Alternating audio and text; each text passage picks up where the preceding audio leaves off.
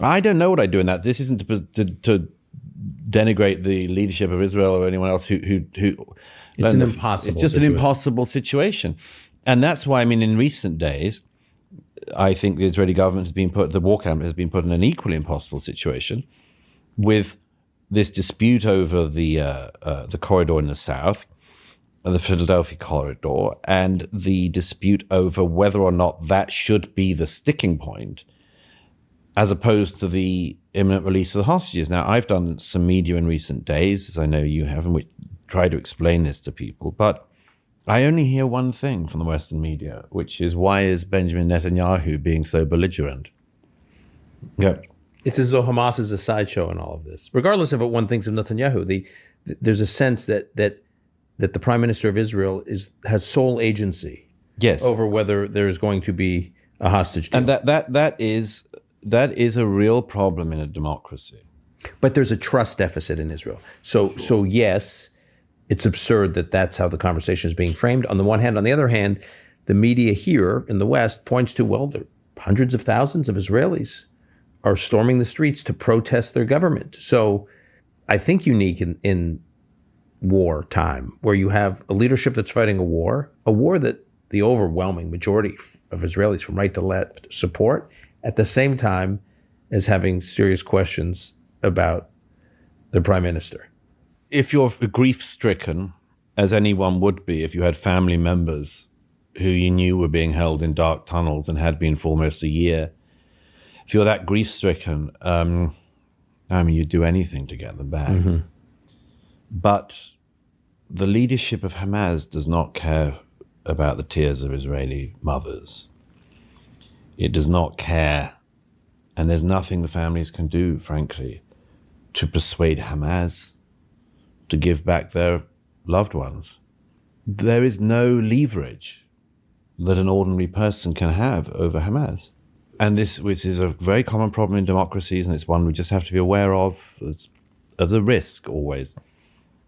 There is always a possibility that if you cannot affect the person who's responsible, you will affect the next people in line who you think you can persuade. David Lammy in the UK, Foreign Secretary of the new Labour government. Secretary Blinken, I don't think that Yahya Sinwar much cares for their advice.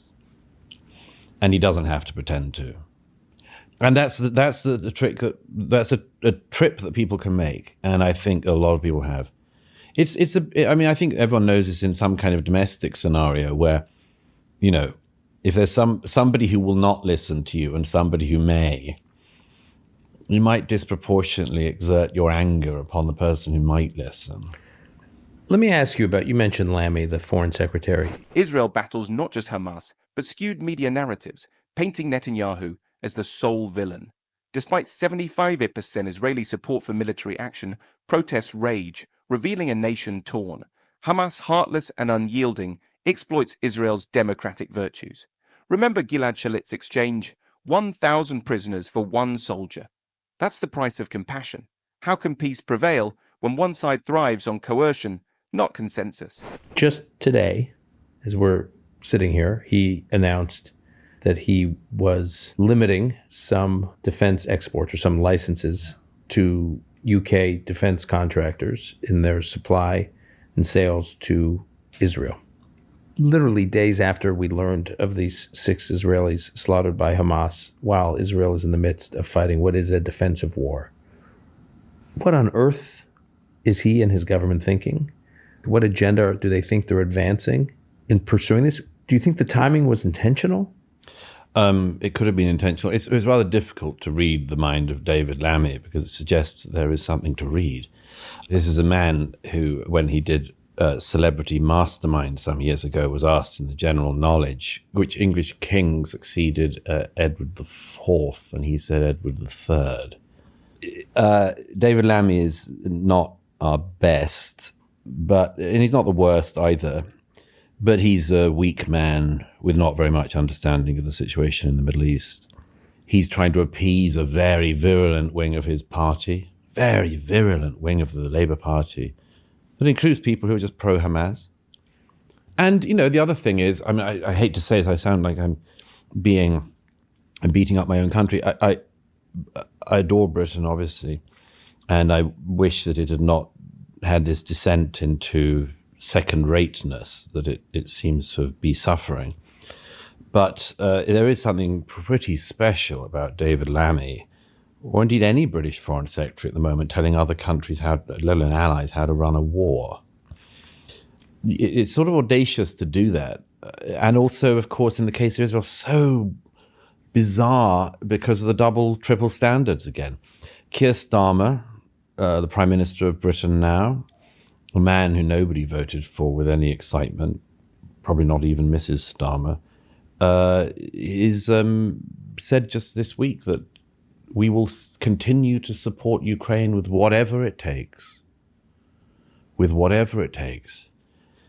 And at the same time, the pretty minimal arms exports of the UK, and the UK should be rather more humble about its arms export industry, because it's not a roaring trade in any case. But yeah, they've suspended some of the licenses in order to appease a small and virulent faction of extremists and racists in the Labour Party. It's ugly because it could set up a sort of tumbling effect where country after country does similar things. It requires a great deal of diplomacy from the Israelis, not to say to the British quite how useless they are these days. Or how much the British depend on Israeli arms exports to their own country and cyber defense capabilities. David Lammy's UK defense export ban to Israel is a political stunt, appeasing pro-Hamas extremists in Labour. While the UK pledges whatever it takes for Ukraine, it hypocritically restricts Israel. The UK's arms trade is weak, relying on Israeli tech. Israel must diplomatically highlight this irony, as Lammy's move risks a domino effect of misguided global policies. How can allies trust such inconsistency?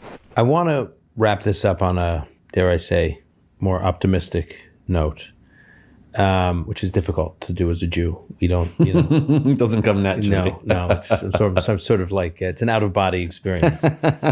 I'm trying to imagine what has to happen in the years ahead for us to look back at this period and saying, yes, it was brutal. Yes, it was difficult. Yes, it was daunting. Yes, it seemed impossible. But Israel came out of it, as difficult as it seemed at the time, stronger. The only analogy I can think, and it's imperfect, in the 1970s, if you look at the first half of the 1970s in Israel, 1972, you had the Munich Olympics, Israeli athletes slaughtered.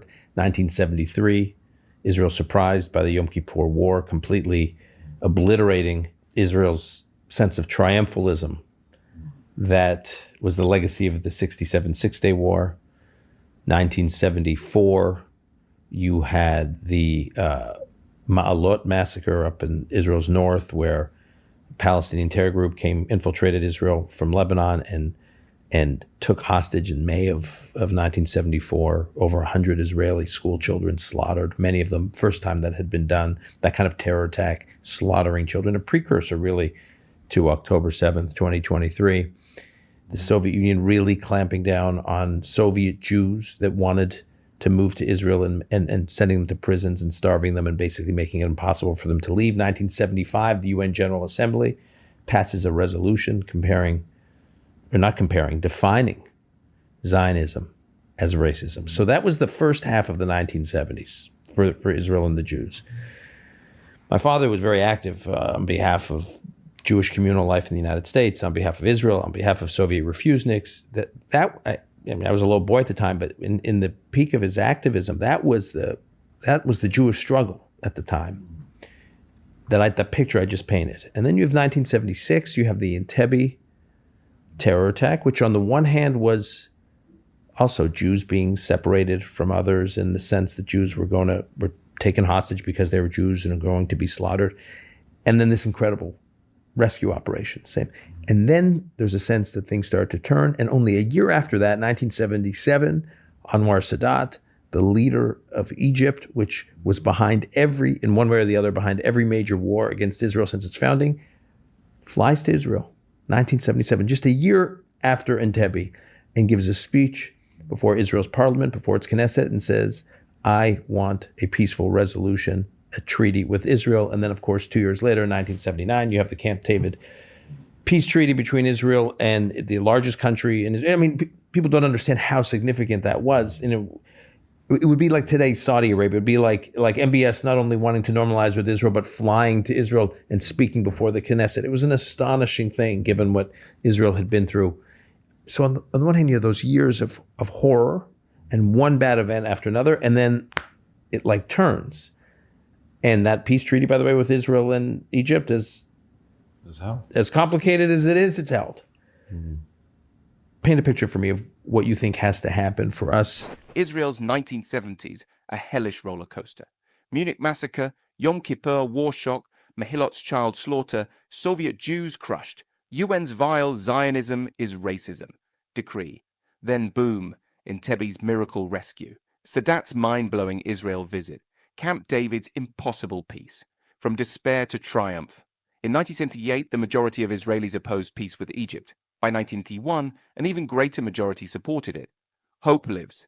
Could today's turmoil be the prelude to another miraculous peace, like Saudi Arabia's potential normalization?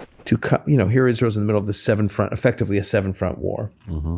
And its borders are shrinking, not expanding, because the Israelis can't really live in the south, and as you said, they can't really live in the north. And so what is already a tiny country is getting smaller and is under siege from so many directions. Can you paint a picture of what it would look like and how we'd get there for Israel to look back this period and say, yeah, it was bad, and what? Well, what I've said from the beginning of this conflict is that Israel has to be allowed to win. And my belief is the reason why there have been endless rounds of conflict in the north and in the south is because Israel is prevented from winning. And winning is not the same thing as drawing. Somebody said to me last October, I remember in London, said, you shouldn't look at everything in such a binary light, Douglas. Not everything is binary. He was a very wise Jewish rabbi, as it happened, or a relatively wise Jewish rabbi. We were in disagreement about something, and I said, I disagree with you. Some things are totally binary. And he said, like what? I said, win, lose. Completely binary. And for winning, it's not just that the winning side needs to have won, the losing side needs to have known they've lost. My view is that this war can be over when Hamas and Hezbollah actually have lost, and when people in the region, as well as internationally, realize that there is no good future for anyone in the region in trying to wipe out the Jewish state. Now, that obviously all goes back to Iran. There's a lot we haven't touched on. I know, perhaps most obviously, that, what's the problem in the region? Iran, and did I mention Iran? If Iran is emboldened by all of this, of course, everything goes in the wrong direction and there's no good future for anyone in the region. But if Iran's power ambitions are pushed back, by which I mean the revolutionary Islamic government in Iran, and that terrible government that's misgoverned Iran since 1979 is somehow pushed back, then, there is every reason to be hopeful about the future. One of the amazing things in the last year is not just the accords you refer to, the peace treaties have held, but that the Abraham Accords have held. And the Saudis joining it is not completely off the table, and indeed could be done quite fast after the war. And in fact, one of the reasons the Abraham Accords have held is because the Saudis give cover for it. Yep. And I can see the possibility in the region of some kind of unified rebuilding in Gaza, but all of it is predicated on Iran not being allowed to continue to poison every well it can in the region. If other countries, the Emiratis are most obvious in a way, who've been remarkable through all this as well, if they can be on the rise and Qatar and Iran cannot be, then I think that'd be good for everyone, it'd be good for the region. But if various countries are allowed to continuously meddle and use the Palestinians as their pawns in a regional power game, then not only the Israelis will suffer, but the Palestinians will suffer. And there's no need for them to. There's no reason for them to. Israel must crush Hamas and Hezbollah to end this nightmare. Iran's toxic grip fuels chaos. Its regime must be stopped, or the Middle East is doomed. Victory means Iran's downfall, sparking peace. Imagine Saudi Arabia joining the Abraham Accords, transforming the region. The UAE leads by example, proving peace is possible. But if Iran and Qatar keep using Palestinians as pawns, everyone suffers. It's time for a new Middle East. Let's boost peace-loving nations and squash the troublemakers. The death cultists can be pushed back or not. If they can be, there's no reason that another 18 years from now, the citizens of Gaza and elsewhere in the region are able to build instead of destroy. To my mind, it all relies on one thing: realization that the Jewish state is not going anywhere. And that if you want to destroy it, you will destroy yourself and your own society. And that's what's happened. That's the story of Hamas. That was the story of the PLO. This war will almost certainly have produced a new generation of leaders inside Israel, which is one of them. I mean, I think it already has. Just amazing men and women of the young generation. This time of trial has, as often happens, but particularly so this past year, has thrown up and produced remarkable people who've stepped up to the moment, like the young men and women of Israel have. My hope would be that a new generation of Palestinian leaders and others will come along at some point. And maybe, I mean, I never thought that I would see in my lifetime things that MBS has managed to do in Saudi Arabia in a few years.